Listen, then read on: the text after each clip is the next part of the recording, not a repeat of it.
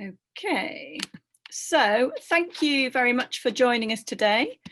Oh, another one's just come in, sorry.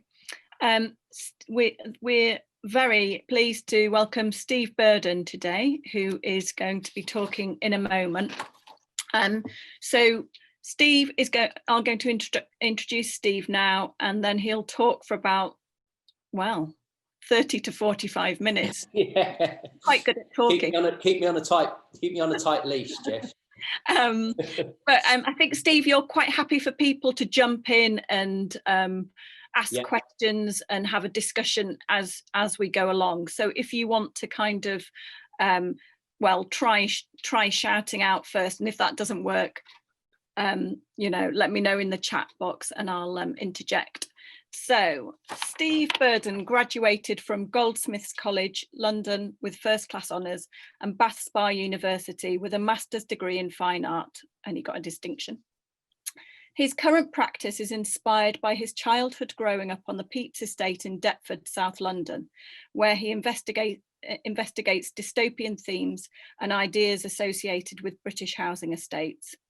Steve's exploration of working class identity and the impact of architecture and social housing on his artistic development is clear in his distinctive painting style.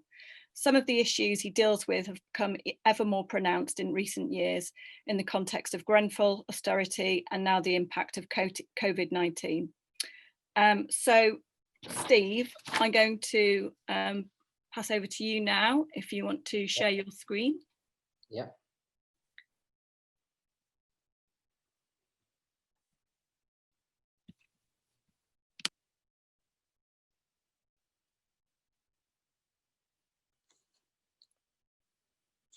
Okay, I just want to adjust this thing up here.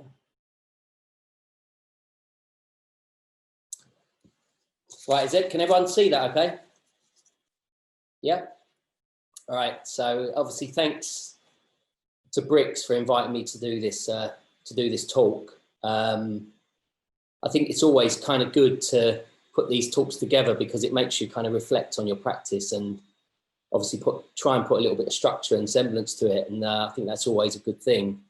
And obviously thank you to everyone here who's, you know, taken time out to join the conversation. So I think what I've got just a little bit of context. I'm going to talk a little bit about the Pepys estate itself, and then I've got some work to show you. I won't talk about all the paintings. They'll be quite rapid in places. So if you've got any questions about them, just obviously raise your hand and flag up, because I won't necessarily be deconstructing the work. So this is where I kind of grew up. This is where I was born on the G. I was born in Greenwich, and I lived on the P, which is the Pepys estate. And you can kind of see the proximity to the Thames and how close it is to the heart of London. The J is where I went to school. So I went to a convent school called St Joseph's, which is quite an interesting kind of place in London. I've highlighted the den there with the kind of the magenta circle. That's where Millwall play football. And the bottom kind of red kind of semicircle is where Goldsmiths College is. The school that I went to, St Joseph's, is in Dockhead, and it's a place called Jacob's Island, and that's where Charles Dickens based Oliver Twist, which I feel there's a kind of a little bit of irony to that. So I've got this little quote here from him. So he said, "Nothing effectual can be done for the elevation of the poor in England until their dwelling places are made decent and wholesome." And I thought that was quite a nice kind of sentiment, really. So as just mentioned, I studied at Bath Spa. I did an MA there in 2015, 2016. I'm pretty much new to the game. And,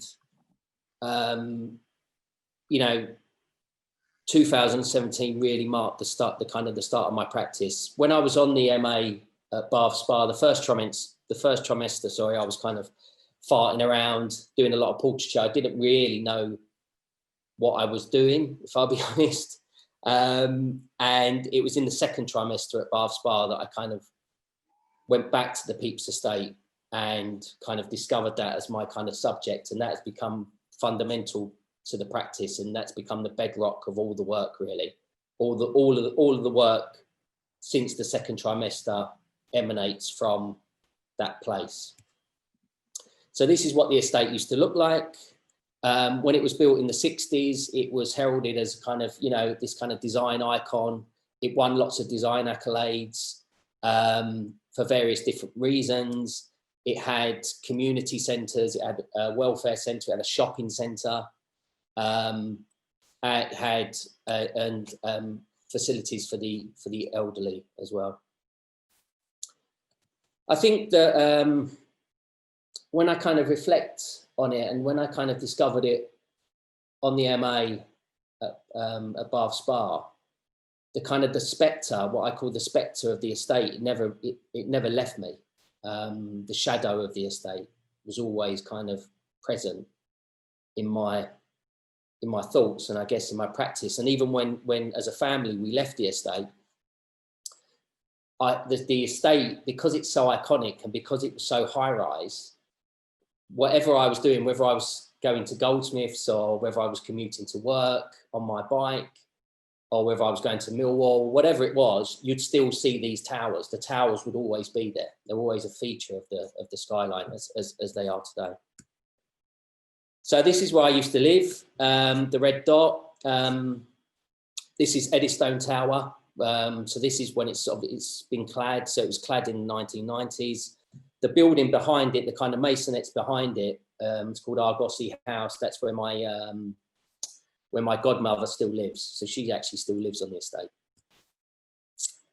That's this kind of peaked roof thing in the background there. That's the Riverside Youth Centre. The design, because I've got the kind of original marketing material for the estate when it was kind of built, because of its kind of references to Henry VIII. A lot of the estate is named after kind of Tudor monarchs or Tudor kind of knights and aristocracy. And the building of that community centre references kind of oast houses and things like that. So the tower to the left with the green light there, the green well, that was Eddystone Tower. The one at the back is Aragon Tower, and to the right was Daubeny. I think it was when I was kind of thinking about this presentation, I think these social housing was kind of omnipresent in my whole kind of childhood. This is Norton House. This is where my nan lived. So my mum's mum. And this is Donegal House, which is on Cambridge Heath Road. Both sets of grandparents lived in the East End. So Norton House there is in Bethnal Green. Donegal House is on Cambridge Heath Road, so just around the corner from Whitechapel. And as a kid, kind of growing up, we used to jump on the tube at New Cross and go across to Whitechapel and obviously visit my grandparents. And this was the kind of housing that I was familiar with. I wasn't familiar with houses; it was all flats. So I call these my kind of chimneys. And what I do is these are all kind of obviously connected to the Pepys. And what I do is I kind of forage around in different ones. And these kind of manifest themselves in paintings. So the painting started off being very much based around kind of life experience. Then I moved on to architecture. So the estate was built in the 60s, as I mentioned. It was built in a kind of post-war modernist, brutalist style. That as a kind of a genre of architecture is very interesting. The history of the estate is really, really rich. So obviously it was named after Samuel Pepys, who was he was secretary to the Admiralty of the Navy. Had a very lofty kind of position. Everyone knows him for his diary. Obviously having witnessed the Great Fire of London and the plague and things like this. Maybe there's another little bit of irony there. So he was a very, very kind of key figure, but he kind of ran the site of the Pepys estate, which was essentially, it was a dockyard which was commissioned by Henry VIII in 1513. And it was actually one of the principal shipbuilding yards in England where he built his navy. By the time that Pepys came along, he essentially ran the Navy for King Charles II and then King James II. Queen Elizabeth I knighted Sir Francis Drake in Deptford. It was where the first museum ship was moored, the Golden Hind. You've got Queen Elizabeth II, who visited the estate in 1977 as part of her Silver Jubilee, and my older sister actually tap danced for her in the shadow of one of the towers, which again is quite nice. So she's a kind of, QE2 is a kind of recurring motif in a lot of the work. I'm interested in Ballard. Ballard's book High Rise is particularly prescient. I think that the similarities between what he writes about in his book and my experiences living there are uncanny. The tenant mix is slightly different. His was more kind of white collar, professional. Obviously, when the Pepys was conceived, it was all social housing. But there's lots of parallels there, and I draw lots of tech. I draw a lot out of the text. So a lot of the paintings that I create may have started, or they initiate themselves as maybe a sentence or a word, and then from that word or sentence, I conjure the painting. Millwall, you might have picked it up on the map, but the estate is actually opposite Millwall. So when Millwall was founded, it was founded by dockers, a gang of dockers. So it was a proper kind of working man's club. And it moved around London actually, and then kind of basically settled behind the Pepys. So it went from opposite the Pepys to behind the Pepys. And when I was a kid growing up, I used to go to work like a teenager. When I used to go to work, my dad in the morning on a Saturday, 7 till 12, and then the money that he paid me, I'd go and watch Millwall. So Millwall is kind of quite a big chapter, which I'm just starting to kind of tinker around with at the minute. But I'm quite interested in the identity of these kind of working, this working class club, and what that kind of means. In 2004, one of the towers, so there's 3 towers on the Pepys. Aragon Tower, which is the closest one to the river, was sold to Lewisham Council, sold by Lewisham Council, sorry, to Berkeley Homes, and it was subsequently regenerated, which basically meant getting rid of all the tenants, the social tenants that were in there, whether or not they had bought their flats, and it was then sold on. And then the working class underpins everything really. This was the first painting that I created. This was on the MA at Bath Spa, and I think kind of shadows, and I mentioned the shadows of the towers and everything else. I think that kind of comes through in this. A little bit of an idea as to how I actually construct the painting. So I normally construct them. Well, I started off in the early phases, I was constructing them photographically. Latterly, I'm not so, I don't really, I might use photographic source material, but I don't use it as much. That's the painting that came out of that.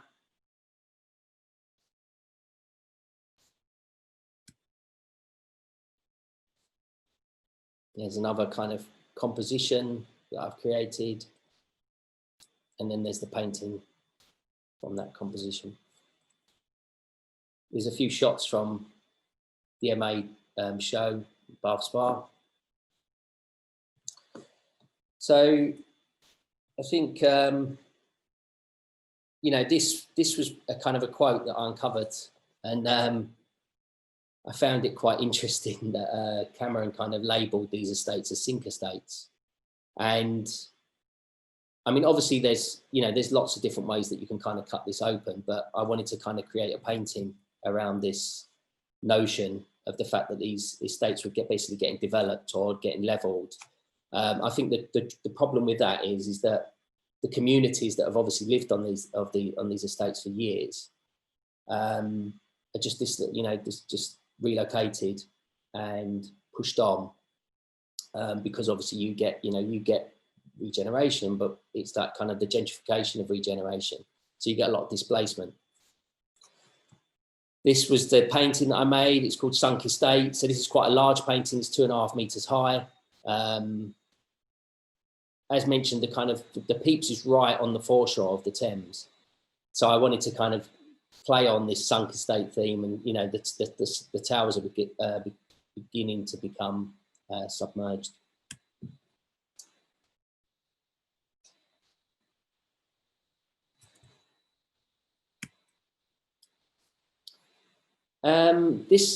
This one's called a Mayday Scene, and I think there's recurring motifs that kind of crop up in a lot of the work. The Green Man is quite a kind of central kind of character, and there's a troupe in Deptford called the Fowler Trooper that still parade the Jack in the Green or the Green Man through Deptford today, and I was quite interested in that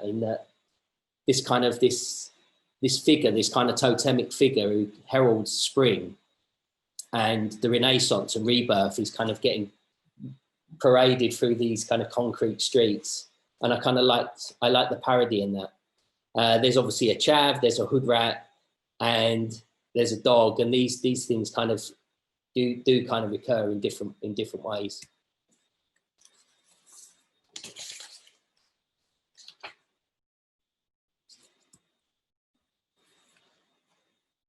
This one here, I wanted to talk about a kind of a series on a documentary series that I watched called Bunkers to Brutalism, and I was quite intrigued about how Nazi bunkers influenced post-war architecture, and again, I think, you know, because of the memories I've got there of these towers that were very inhospitable and totally out of proportion. I wanted to kind of start to do a painting around that.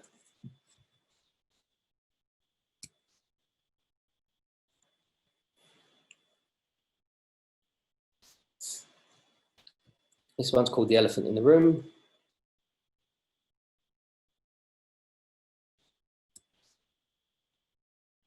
So I mentioned the monarchy and its kind of role in Deptford, particularly. So I kind of was quite interested in portraiture, and I wanted to kind of build this series. So I kind of called it Monarchs to Mongrels. And it's all about the kind of the blue bloods, and, you know, I consider myself to be a mongrel, but like mixed blood and what that kind of means. And I think it kind of, even though I kind of did this kind of body of work before I was interested in kind of class, I guess, you know, and the way that kind of class breaks down. Obviously, you know, the whole estate is named after someone who was in the upper class, you know, the Pepys estate, and all the towers are named after royalty or aristocracy, and yet it's the working class people that kind of that are living in there. I think there's something quite interesting about that. There's a place adjacent, so this is kind of a master plan in the estate. This is when it was conceived. And there's a place called Dead Man's Dock, which is so if you're looking at Canary Wharf from the estate, it's to the left of the estate, essentially taking you back west into Westminster and Tower Bridge, places like that. And I was quite intrigued by this place. This is essentially, Dead Man's Dock was used as a kind of a prison. They used to have prison ships there, and they also used to repatriate criminals from there. So the punishment was basically punishment by transportation. And these felons were essentially shipped over to the colonies, be it America or Australia. And I was quite interested in that. The fact that a lot of these people had kind of departed England, and their last view of England was the site of the kind of the Pepys estate. And I think there's something in that. So off the back of that, I was quite interested in my ethnicity and where I'm from, what's my DNA. And off the back of that, you can kind of get all sorts of interesting things around your ancestry. It transpires that a lot of my ancestors were deported to Australia. Steve, it's really, I think, you know, that point that you made about the relocation of people through regeneration of you know, decades of communities, it's such an interesting link to that transportation of people. You know, it's these kind of historical cycles almost of treatment of the working classes and of poor people, and what the, you know, what the establishment does with people on an industrial scale. That's right. I think there's been so much poverty in this country, and everyone kind of focuses on white privilege. And I know that's a very kind of contentious kind of subject, but the working classes in this country are very poor, you know, and it's been controlled by an elite for centuries. You know, the people that were behind, you know, if you look at someone like Pepys himself, you know, so I think for me, it's very interesting. And I think this whole thing, I kind of get onto that in a minute, but I think this whole thing around the white working class, and that it's taboo to talk about certain subjects. But there is a hell of a lot of poverty in this country. And I mean, you know, I've not actually gone up north that much, but I know that in the north of England, it's even more pronounced than what it was on the Peeps, you know, and in like South London where I kind of lived. And that really interests me. This series of portraits are all based on my forefathers. And then there's a little bit about Ballard. I kind of mentioned his book, High Rise, and that's got lots of really juicy bits in it. And there was this one sentence that I was kind of drawn to, which was, it's a bit wordy, but thriving like an advanced species in a neutral atmosphere. And I could really draw quite a lot out of that. So I wanted to create this work that was very monochromatic. I kind of accentuated the size of the tower block, but I wanted these kind of people at the foot of it to almost kind of be worshipping it, or kind of treating it as a kind of a deity. And you know, as I say, just I was quite interested in the scale of things, and how I think when you live there, and I mean, obviously I'm talking about my experiences, everyone's experiences of living there are different, but it was very kind of neutral. You don't necessarily know the people that are stacked above you. You know, these are like kind of vertical townships, these towers. You might know your neighbours left and right, but you don't really talk to anyone. And there's no kind of, it's very devoid of warmth. So that sentence was really kind of pithy for me.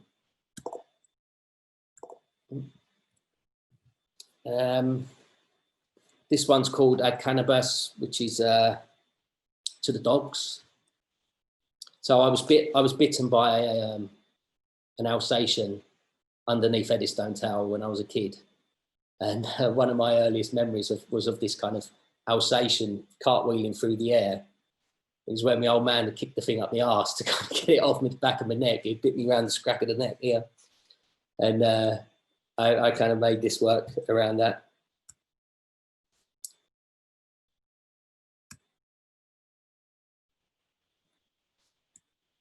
This one's called The White Horse. There's been heroin on the estate for 50 years, and it was there from its incept. And again, early memories for me are needles in lifts, in stairwells, things getting thrown out the windows. Back to kind of Ballard's book, well, that was actually happening on the Pepys estate. It was happening at Eddystone Tower. And actually, it kind of culminated in one of the reasons why we left the estate, which is my mum had just had enough, because someone threw a milk boiler from one of the upper floors, and it kind of smashed and cut her leg open. But, you know, all sorts of things would get thrown out these windows. It was quite shocking. So the White Horse, obviously a metaphor for heroin. Steve, Gail just asked in the chat whether the last picture was influenced by Bacon, so the White Horse. Yeah, I think... sorry, just a section, not the White Horse, the one before, the dogs. Oh, yeah. There's lots of Bacon references there. I kind of, he's a god, he's my god. I I mean, I think he's, you know, for me, he's just, well, he's a genius. The man's a genius, you know what I mean? He's very, very influential. And whether I like it or not, you know, I get a lot of Bacon comments. I don't know whether it's a good thing or a bad thing, but he's very kind of influential and kind of key to my practice. There's another guy, a kind of contemporary painter called Adrian Genny, who's at Pace London, and he's someone who's kind of very important to me in terms of living painters. But yeah, there's no doubt in kind of Bacon. I mean, he's one of my heroes. So yeah, he does influence, and I think with that painting there, obviously he was looking at interior kind of stage sets, and that's an exterior vista of the estate, but it was a direct reference to Bacon, me putting those white kind of architectural lines on the work, and obviously simplifying the the painting itself. So it was just very much about a kind of a central character, a central figure, and then obviously the kind of the context. But yeah, as I say, he's the boss for me. This one was called Abandoned in the Sky. Again, that's a bit of text from Ballard. I wanted to do kind of like a front-on, kind of David Heath-esque, I guess, painting of Eddystone Tower. So this is a scale representation of Eddystone. It's 1 to 34 scale.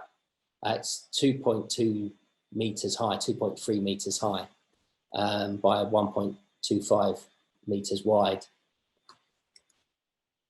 And with this one, I used cement. So I painted it in oil, but then I kind of dusted it in cement as well. And I was quite interested in using cement as a pigment. Didn't really work out, but it's, that's the way it goes. I thought I had to start painting with concrete.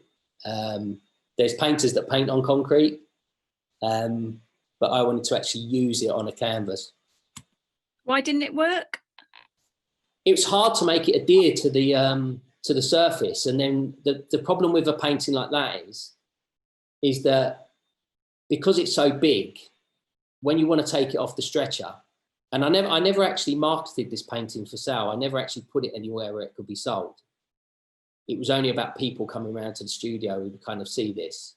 So it's just difficult. You can't roll it up. So it's just a pain in the arse, because obviously the surface, when you finally get the cement to bond to the surface, and I was using varnishes, I was using PVA, I was using all sorts of different things. It obviously cracks.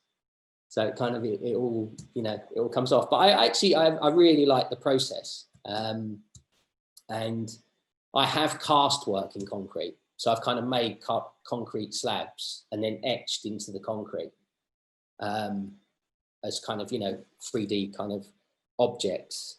I think the thing of it is there's so much going on in the practice. There's so many different kind of strands to it. You've seen the chimneys. There's so many different ways that I work that sometimes you can't see the wood for the trees. And I think that's why it's kind of good to do these talks, because it makes you correlate it all together and hopefully streamline it. So when I come out the other end, I kind of know what I'm doing. Where does the text come from on this painting? It's a mix again from Ballard and my own kind of writing. In a kind of former life, so when I graduated from Goldsmiths, I went into design and branding. And as you saw, really I've only been painting since the MA 2017. And I think my work as a kind of a designer has come out. It has come out in the practice because words are key, So a lot of the time, if you're working on a design project, you're not starting with an image, you're starting with a brief. And you'll have all these different concept drivers or kind of adjectives. And then from that, you create the piece of design work. And I think that definitely correlates to the way that I work. I'm very interested in the word before the image. And then obviously if you put the two of them together, sometimes I put the two of them together, not always, then obviously you get some interesting meanings from that. Self-portrait, I do quite a lot of self-portraits. It's the narcissist in me, not narcissist in most artists, I guess. Every year I kind of clean my brushes on a palette, on a canvas. And at the end of that year, I make a portrait on top of that canvas. So all of these marks are made from me just wiping off paint from my brush, or trowel, whatever I'm using. And they are obviously accrete over the year. And then at the end of the year, I make a painting. I enjoyed this vein of work. It was all around kind of applying paint directly to photographs, my photographs of the peeps. And rather than, I mean, you know, I think a lot of the times with the work, there's quite a lot of kind of, I get down in the hole, you know, there's quite a lot of heavy lifting. They get quite philosophical and a bit deep and a bit dark, and they take time to do. But I think with these, they're quite immediate. And I think that kind of comes through in what you're kind of, in what you're seeing. And I kind of like that. I'm kind of quite an impatient painter. I'm quite compulsive, impulsive, and I don't like to hang around. So doing these are great. I like these. Steve, you talk a lot about shadow and dark elements, yeah, which obviously fuel some amazing and beautiful paintings. But I wondered if you've ever reflected on the light side, if there was one. Yeah, I think I was having a conversation recently, and I think that, you know, I don't know, was that self-portrait any lighter? I don't know. I mean, I'm using the kind of a different kind of palette. It's still kind of got quite a foreboding kind of glare to him. But I think I want to start kind of celebrating more and being less dark, I guess. I think, again, there was a kind of curator at the Zabdodovich collection who said to me, you know, if I were you, I'd just start having fun with paint rather than kind of referencing everything back to the peeps. And that's definitely a kind of a chunk of work that I want to look at. There are times, you know, like the painting Thriving Like an Advanced Species, where I just painted it in white, you know, or hues of white. You know, I wanted it very much to be a white painting. I didn't want it to be a dark painting. I wanted it to be this kind of spectacular, kind of godlike kind of vision, rather than it being a bit of a hole.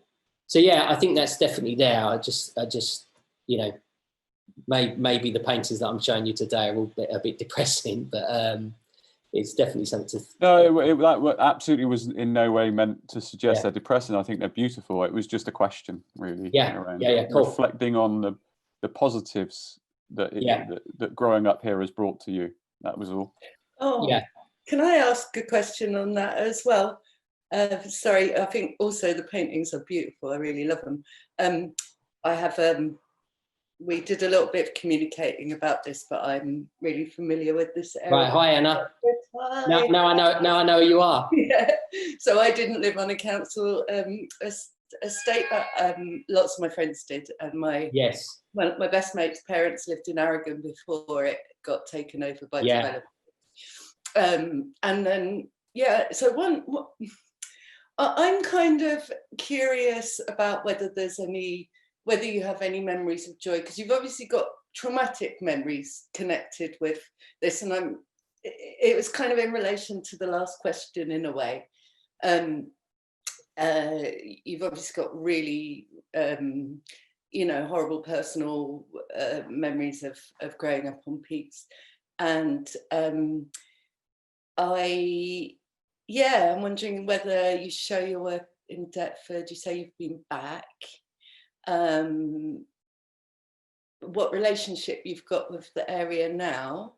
And I don't want to get into did you know so and so, or did you know so and so? I think you're probably a bit younger than me. I don't know. I'm 52. Right, I'm 46. It's not so, you know, not much. Not a million miles away. Not a million miles away. I mean, I used to get wasted at parties when I was about 14 on Pepys Estate, and it was rough. It was rough. When you grow up in that kind of area, it's all very relative, though, isn't it? It's like you get used to rough. Yeah, Yeah, but I'm wondering if you had any of those joyful moments. Well, I touched on whether that can come into it. Yeah, I mean, I touched on my nan's houses, you know, and I think at the time, you don't think, oh God, I'm living in this kind of, you know, utopian nightmare, you know, this kind of master planner's dream, but actually it's a bit of a shithole. And for me, the weekends were kind of really key. So before I was going to kind of Millwall, before I was old enough to go there on my own, which was a highlight. Millwall, going to watch Millwall Football Club was definitely a highlight. I think going over to see my nan and granddad's, and like my great nan used to have a pie and mash shop in Limehouse, and you know, again, a great working class London institution, and having pie and mash was definitely a highlight. Spending time with my grandfather was a real highlight, you know. So he used to take me out on my bike, and you know, and that was really positive, and he had a really kind of lovely kind of passive way about him. Nothing was too much trouble. Everything would get solved with a cup of tea. And just going over to kind of coming out at Whitechapel Station, obviously both my parents are from that part of London, and my dad kind of, my dad hasn't got a driving license now. My dad used to walk everywhere, you know, and when I used to go to work with him on a Saturday, we used to walk everywhere. And I just think walking through the city with him was a really positive experience. You know, my dad left school when he was 15 without any kind of qualifications, but had this kind of innate kind of common sense, and was just is by far got the most common sense of any man I know. And I think just spending time with him walking through the city was brilliant and was definitely an eye-opener. And the other, you know, and obviously I had a very loving family, a very stable family, despite the kind of the context. You know, I had a very good relationship with my brother and sister and my mum and dad, and you know, and I think that was obviously a real highlight. I was only actually thinking last night, I actually don't paint my family enough. You know, I don't paint I don't paint my loved ones enough, and that's something that I want to kind of change. But you're right. I think when you live in these kind of situations, you just get your head out. Like no one's playing the violin for you. You just get your head down and just crack on with it. And that was iterated in the way that I went to school and the way I went to Goldsmiths and just got my head down. I mean, statistically, I shouldn't have been at Goldsmiths. The figures are shocking. You know, 2% of working class kids attend universities, higher tariff universities, white working class kids, that is.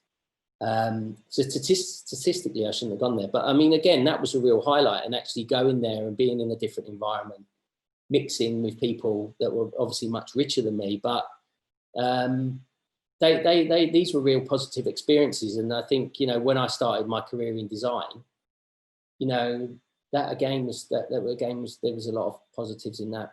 But at the minute, I mean, I'm just kind of, someone put it very eloquently the other day, and they basically said, you know, what you're doing is you're painting yourself. You're going back and discovering who you are with your paintings. And I guess at the minute, I'm right at the start of that journey. So, Steve, can I ask a question sort of related to what Anna and Ryan were saying, which is, it's not a question really, it's an observation about particularly going back to the paintings where you have your Jack in the Green kind of green figure, and it's almost like you have this cast of characters and the piece is the stage for that. So I'm really interested in how your kind of compositions emerge in this kind of part celebratory and part dystopian sort of theatrical space. Let me see if where am I? Can't see my mouse. Let me just go back to it quickly.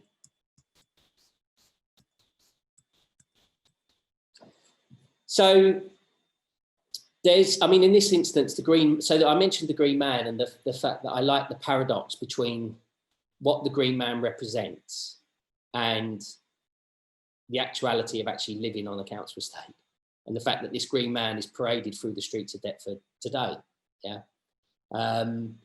And so I kind of found the Fowler Troop And then from the Fowler, so the Fowler Trooper, this band of Morris men who kind of do this pagan festival where they parade the Green Man through the streets of Deptford. They're called the Fowler Trooper. That's the kind of the Deptford version. There's a version in Bristol, Oxford, lots of cities in England have got this kind of tradition, this pagan kind of tradition. So the fact that it's in Deptford and the fact that they're the Fowler Troop and the fact that they parade this Green Man through, I was quite interested in, okay, so what's this Green Man all about? So that's where he kind of comes from. And he, as I mentioned, he kind of crops up in a lot of different paintings. The kind of the clown, and then you've got the Lord and Lady of the May. You've got the clown, and then obviously you've got this chav and the dog, but the kind of the clown, the Lord and the milkmaid are from an old kind of illustration that I found of this particular festival from like 1700 or something like that. The Green Man in this instance is dressed up in camo, and that's because, again, well, God, we're getting back down in the hole, but another big memory I've got is when the IRA bombed London Bridge, and in this instance he's kind of dressed up as, you know, as a militant in camouflage. And I think the whole notion as well of camouflage is that, you know, when you're on this estate and when you're, you know, when you're going to, say, Millwall, you know, everyone dresses the same, everyone talks the same. That's your form of camouflage. Yeah, that's how you blend in. If you talk differently or you look differently, then obviously you'll get called out. So I think camouflage is quite an interesting thing. And then, as I mentioned, you know, you've seen the dog attack. When I was a kid, I grew up with an English Bull Terrier, kind of the quintessential, you know, Bull Terrier. And she's kind of, she crops up in the work, but then obviously I've had kind of run-ins with dogs as well. And then the hood rat, I mean, because I think the hood rat, you know, the chav is a synonym, for the white working class. So there's lots of rationale with the figures. I mean, I kind of quite like it when, you know, if I was to show you that painting and not mention the Pepys estate, I quite like that you wouldn't necessarily know that was on the Pepys estate. It's a bit kind of, it's from another world. And I think that's definitely a kind of a chapter of the practice that I want to explore. There's definitely something very English, I would say, about it, isn't there? Well, the Morris men, you know, obviously, you know, as the Green Man is a kind of a pagan thing. I don't know where it originates, but it probably originates from Asia or, you know, or kind of the Caucasus or somewhere like that. You know, it's kind of, obviously the Green Man is used in Greek mythology and yeah, Roman I was thinking mythology. about You've got Bacchus. Yeah, you've got Bacchus and various, you know, he's kind of got different kind of guises, but they all mean similar kind of things. In combination with the you know, the royalty, those figures. Yeah. Should I just quickly whiz through and get to the end? Are you all still with me? Right. Let's, where were we? Keep going.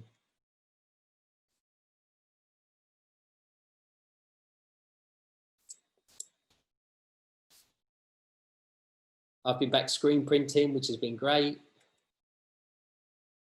So these are kind of paintings, and then I screen print them, and then I overpaint them. This one's called the Pillars of Hercules. This is on site. This is on the side of the Riverside Youth Centre, which was the kind of Osthousey building that I was kind of waffling on about at the start. So obviously the famous chant for Millwall is "No one likes us. We don't care. We are Millwall, Super Millwall. We are Millwall from the den." And I was quite interested in kind of what that means. And what happens if you kind of take the skin off someone, you know, if they're skinless. You know, we're all red-blooded, and there's no difference there. But it's this kind of camouflaged exterior that kind of changes things. I mentioned as well that obviously Millwall used to be the game of the working class. Obviously now it's been kind of monetized. And it's, you know, it's sad that kind of like one of the last kind of like working class kind of institutions or kind of social kind of organisations, slowly but surely being wrenched away from the kind of the fans, really, the grassroots kind of fans. Now they're owned by kind of, you know, multinational kind of organisations.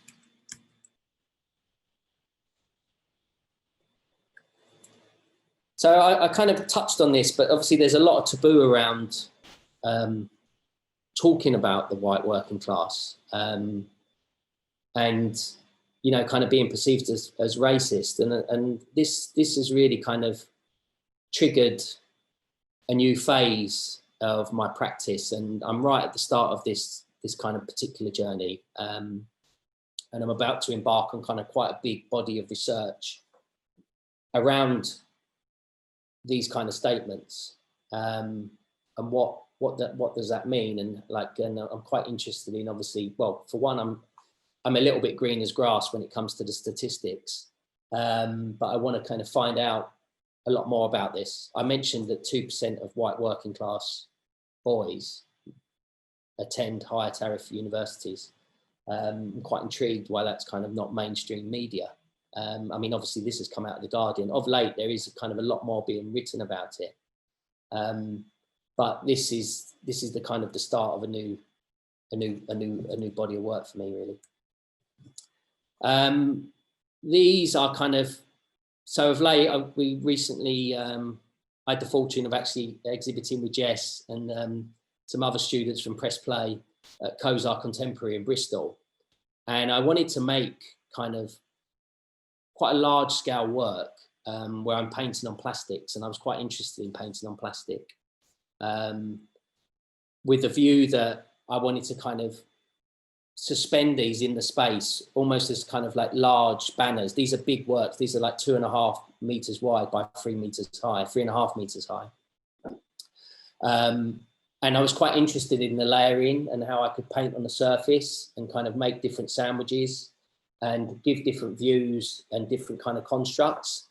So when I kind of rocked up to the space, in my head, I was like, these are going to be hung as planes within Cozar Contemporary. It didn't quite work out like that. So, you know, obviously we've got the tower there, and then this is actually how it ended up. So this was actually me taking it down, and as I took down the kind of the free plastic sheets, they fell like this. So they're actually hung from one end rather than being kind of rectilinear. And everyone who was in the space at the time just said, "Oh, you should leave it like that." So I did, and this is kind of this is the last kind of large format work that I've made, and this is definitely something that I'm going to be continuing to explore.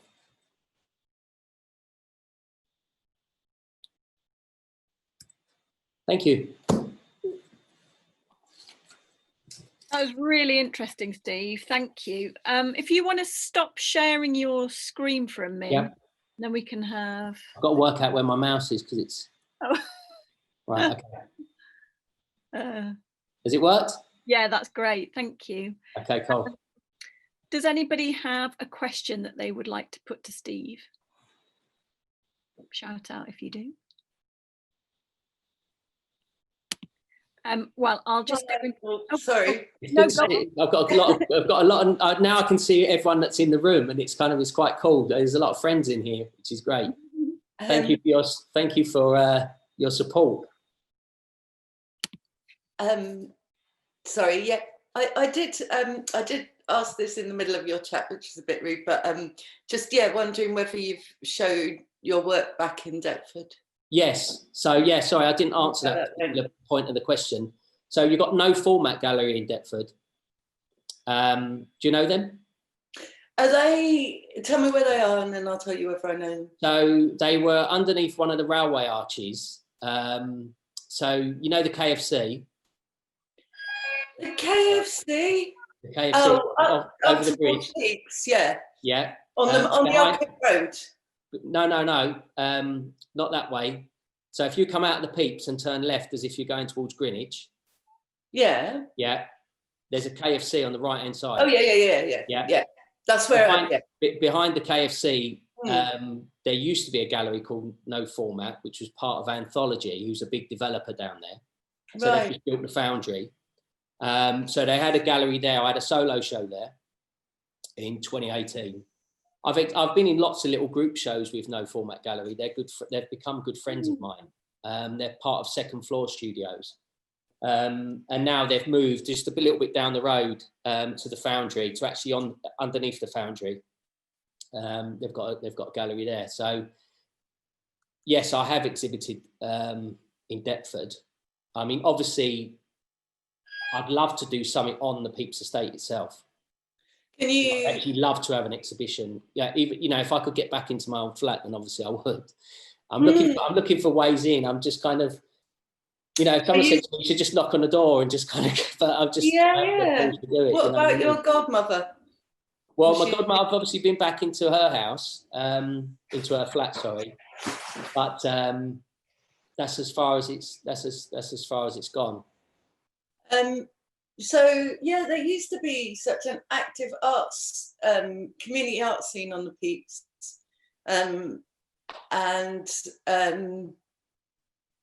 yeah, I don't think it's there anymore. I think that redoing of Adrian Tower was really gutting. And I just wondered how your work was received back in Deptford and what sort of audiences came. There is someone in Deptford that collects my work.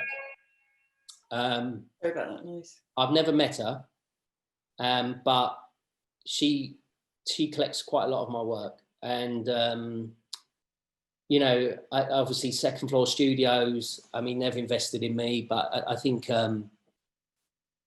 you know, my godmother came to my solo show at No Format Gallery, which was great. And I guess it's, as you mentioned, like it's a bit of a weird one because my memories are quite negative, but I think a lot of the people that still live there, they might have positive memories. I mean, she loves living there. You know, she wouldn't move. So I know someone called Maureen, who was my brother's best mate, who went on to be a footballer for West Ham. And Maureen, even when Matt got quite wealthy, she would not leave. She would not leave her house there. And she was really community, and she was so involved with the community, but she wouldn't, she loved it. My best mate's parents got kicked out of Adrian Tower, but I was quite interested in your narrative about movement and migration, because I know you ended up in Downham. They were exiled from Chile. So a lot of people who came in to live on Pepys, on Evelyn, Milton Court Estate, were immigrants who were fleeing really difficult situations in their home countries. Well, I mean, the thing is, and it's kind of that. Yeah, there's a whole thing, isn't there, about how we move around the world and and those elites who pit like downtrodden people against each other. Yeah. So you've only got to look at my DNA profile to see where I'm from. You know, there's Viking, the's all sorts of things. German, you know, I mean, there's all, you know, we're all mixed up at the end of the day. But it suits them. I think it suits the powers that be to create that division between people. And I think that can, I mean, I've done a lot of reading around, there's a brilliant book called Inner City Pressure by Dan Hancock about the grime scene, more focused on East London, but it covers other parts of London. Then there's obviously Poverty Safari. Darren, what's his name? I always remember covers of books and not names.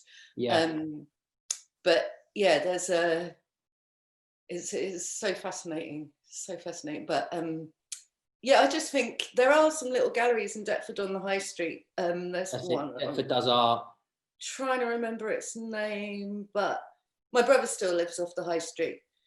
And I just think it would be so great. Your work is, I think it's really amazing, and I think it would be so great to do some kind of solo show, try to get a mixed audience. I mean, the High Street is somewhere where you could get a mixed audience because it still is totally mixed. They never turned Deptford into the new Shoreditch like they promised. They're working on it. They're still working on it. They're still failing, mate. It's just I mean, you might have like the old doll house is now a little boutique hotel, and you've got that little yard around, and you've got hipsters on the high street, coffee shops with bikes, but many more betting shops. Can I just interrupt? Because we've only got a couple more minutes, and I just wanted to give anyone else the chance to ask a question. Sorry, I promise I won't do that. I'm turning off. Oh, Veronica. Hi, thanks for that, Steve. I really enjoyed that and love seeing your work. I know you've talked about how at the moment your focus is sort of shifting to perhaps more directly consider social class type issues. But I'm also wondering, because obviously you don't live in the Pepys estate any longer. You live, I think, in a nice little Somerset village. And I'm wondering how that sort of figures in terms of this practice that's looking right back into a deep past, but from a very different place, I'm guessing, of relative comfort. I think so we moved out of London 6 years ago. We were living in Stoke Newington. We had a kind of a garden flat and were well and truly middle class in every sense of the word. Had a relatively decent salary, as did my wife, and we were kind of, we weren't worried about money at all. But we couldn't necessarily buy a house in Stoke Newington. We didn't have the money to buy a house. Anyway, there was several different factors which kind of spurred the move. And we ended up obviously out in Somerset, out in Wedmore, as you're saying, kind of this chocolate boxy kind of medieval village, albeit we're kind of outside of it. We're just on the outskirts of it. And now we live on a farm, and we've got a cottage on an old farm. The farm was kind of cut up, and so we're so far removed from it. It's untrue. It's like it's chalk and cheese. It's very, very different. And I think sometimes I kind of have a little bit of a kind of an inner battle about what I'm painting, and whether or not I'm a kind of a fraud, I guess. But obviously that's where I've come from. And as I was mentioning about the kind of the tutor that mentioned to me, what you're doing is you're working out who you are through paint, and you're going back, to obviously scrutinise all of this. And I guess that's what I'm doing. I mean, I think it would be quite interesting when I leave the Peeps, and the Peeps is a past body of work, and I'm actually painting who I am now rather than who I was. I mean, obviously, I'm doing the work, I'm making the paintings, but I think that would be quite interesting, because at the moment the subject is, I think the thing is the subject is so rich, and there's so many issues in it. And I think now the whole kind of, the latter kind of slides from the talk that I've just done, the working class kind of statistics are so strong that it's kind of spurred a whole new body of work. It might not necessarily be about the Peeps, but it will be about class and working class, and what it means to kind of come from that background. Interesting sort of other edge of the coin there, isn't there, as well, about those issues of rural poverty, and this isn't to suggest you shouldn't come in and move into Wedmore or anything, but there are politics around people moving into areas who've got money to afford things, etc. Which so it opens up another whole can of worms, and I'm wondering if there's some interesting material there for you. It does. I think COVID as well. I mean, the dreaded C word. I think before COVID, we were middle class. During COVID, post-COVID, we're sailing very close to the wind. I mean, I don't want to talk about my financial predicament, but, it's changed a lot of things. My wife still works in design. Her industry is fucked, to put it bluntly. And because of these lockdowns, and because of the way that we're reacting to this particular disease. And so, I mean, I put my info into the BBC kind of class checker, and apparently I'm traditional working class still, based around my assets and my capital and everything else. So, which I don't mind, but I think, you know, I think it is interesting. Obviously, loads of people are moving out of London, like me, and buying up properties and kind of leaving London. You know, the last few times I've been in London, it's been depressing walking through the city of London. You know, all these places that I got fond memories of walking through with my father and working in, they're like ghost towns. You know, the city of London has had the arse ripped out of it. It's shocking to see. And I think, you know, obviously there's this mass exodus where people want these kind of rural retreats. They're doing the kind of classic Roman ideal, which is, you know, work in the city, live in the country, you know, and I think that's obviously becoming more and more pronounced. And all COVID has done is it's just accelerated everything. But, you know, there's lots of poverty in Somerset. You know, make no bones about it. I mean, Bridgewater, hidden Weston-super-Mare, you know, Bridgewater, these are very deprived communities. Well, there's lots of stuff on my doorstep, but I'm returning to Pepys at the minute. Even in your own village, there will be pockets of quite deep poverty. It's just it's hidden behind a chocolate box. Oh, yeah. Veronica, I'm going to give you some statistics to wrap up here. And obviously this is not taking into account COVID, but at the moment, or from June, the statistics for the amount of people living in the UK in poverty was 14.5 million. 4.2 million of those are children and 2 million plus pensioners. So that means that over 1 in 5 of the population is currently living in poverty, which is a bit of a sobering set of figures to take away from the end. But there's long been hidden pockets of what they call rural deprivation. Absolutely. Which just aren't seen. I mean, my most recent history has been in far west of Cornwall, where in St. Just, where everyone goes on their holidays and thinks it's beautiful, was within the worst 5% of child deprivation in the country. And that's the sort of figures that you might think you'd find in the Pepys estate, but actually you're finding it in Chocolate Box, St. Just. So it's, you know, it's interesting. Yeah. And I think, I mean, you know, it would be great to kind of catch up with Steve when he's done more of his research and to find out kind of, you know, taking into account things like Marcus Rashford's free school meals campaign and some of the other things that are going on now and what the impact of COVID will have been. And, you know, thank you, Steve, for kind of highlighting the kind of historical issues of poverty and class and our approaches to people and the industrialized kind of dumping of people in. You know, it's interesting that you have that dockyard that was an industrial hub on which the Pepys was built, and then, you know, a kind of industrialized kind of approach to housing people as well. So thank you. I think, you know, we would continue if we could, but I'm going to have to wrap it up there. No worries. Thanks. Well, thank you all for listening. Yeah, it was really good. And we will be posting it on the website in the next couple of weeks. Cheers. Thanks all. Bye. Good to see you all.